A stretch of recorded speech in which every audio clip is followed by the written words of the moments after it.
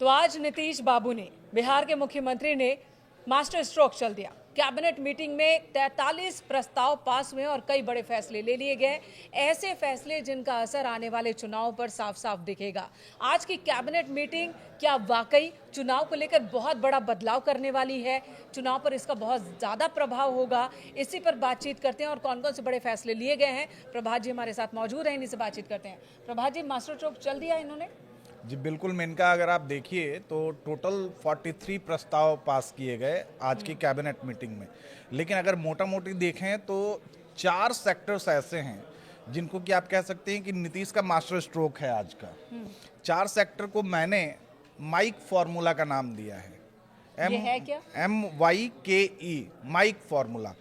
M for stands for महिला, Y for युवा, K for किसान एंड E फॉर एजुकेशन।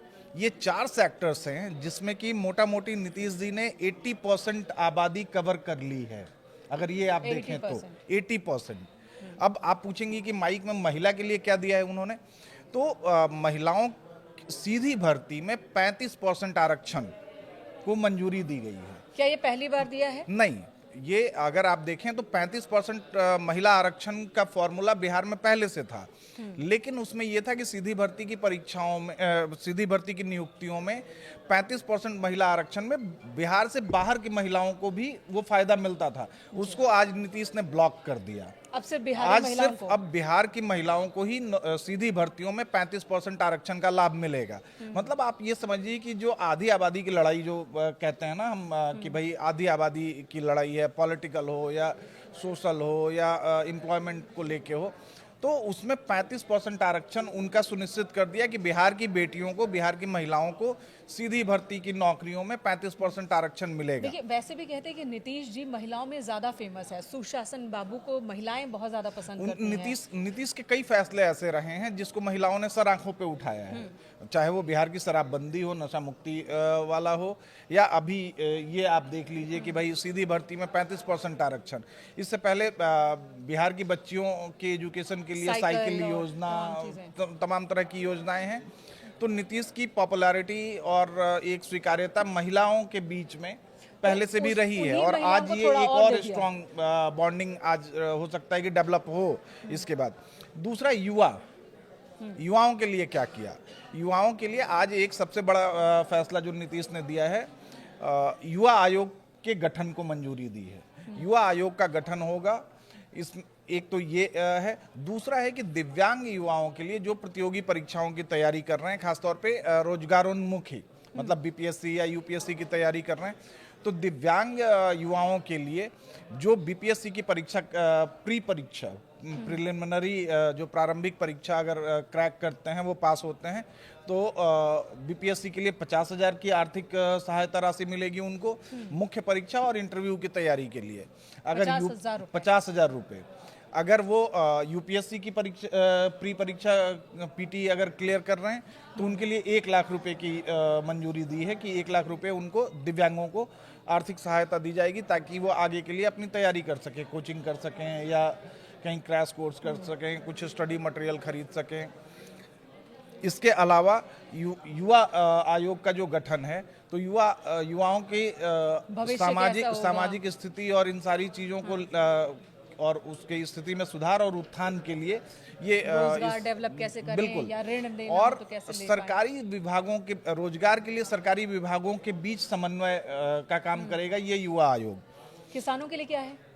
देखिए, किसानों के लिए जो नीतीश जी ने किया है उसमें खासतौर पे सूखा प्रभावित इलाकों के किसानों के लिए उन्होंने डीजल सब्सिडी योजना को मंजूरी दी है। डीजल सब्सिडी योजना में 2200, पहली बार है, 2250 रुपये प्रति एकड़ के हिसाब से, 2250 रुपये एक मोटा अमाउंट है, 2000 प्रति एकड़ डीजल सब्सिडी मिलेगी उन्हें। कोई लिमिट है क्या इसमें? बिल्कुल, एक किसान जो है 8 एकड़, मैक्सिमम 8 एकड़ पर ये लाभ ले सकता है। मतलब आप देख लीजिए कि 2250 मतलब 16-17 हज़ार 18 हज़ार के आसपास ये अमाउंट आ रहा है एक किसान पे। अगर 8 एकड़ खेत है उसके पास, तो वो इतना फायदा ले सकता है, 17-18 हज़ार रुपये तक की सब्सिडी ले सकता है।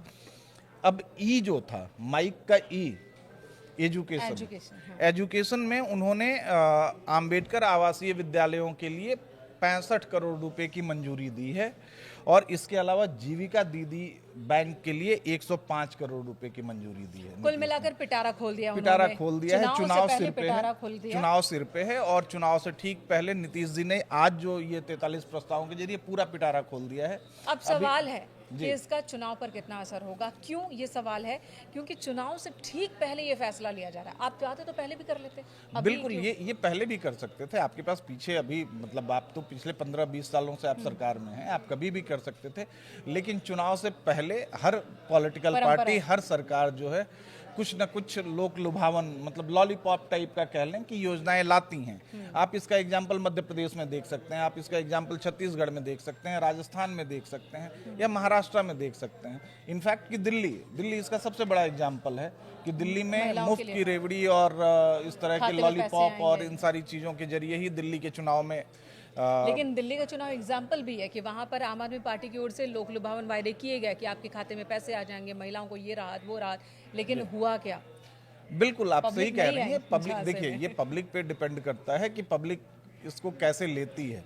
लेकिन जो अब तक का ट्रैक रहा है और जो महिलाओं के बीच एक स्वीकार्यता है नीतीश जी को लेके, उसका फायदा मुझे लगता है कि कहीं ना कहीं जेडीयू और नीतीश जी को मिलेगा। तो इन उपायों को क्या कहा जाए? ये जो कदम इस बार कैबिनेट के दौरान जो सामने रखा गया है, पहले से सोच थी नीतीश जी ने पहले से सोचा था कि अब आगे ये करना है, या तेजस्वी युवाओं को जिस तरह से अट्रैक्ट कर रहे हैं उसके जवाब में लाना पड़ा मजबूरी में?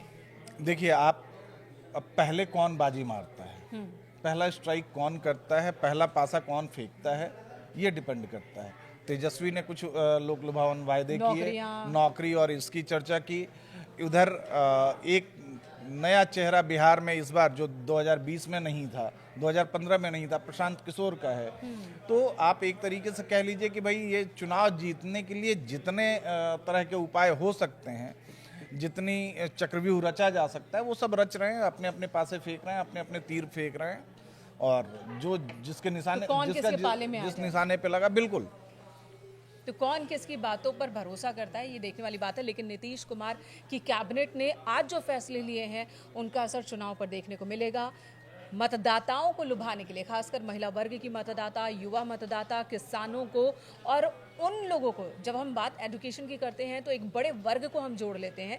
शिक्षा से जुड़े जितने भी बच्चे छात्र छात्राएं हैं उनके पेरेंट्स को, उनके परिवार को भी जोड़ लेते हैं। जी बिल्कुल। आप मतलब ये जो मैंने आपसे कहा ना कि महिला और युवा, अगर यही आप मिला दें तो करीब करीब ये जो है 60 to 70% पॉपुलेशन है।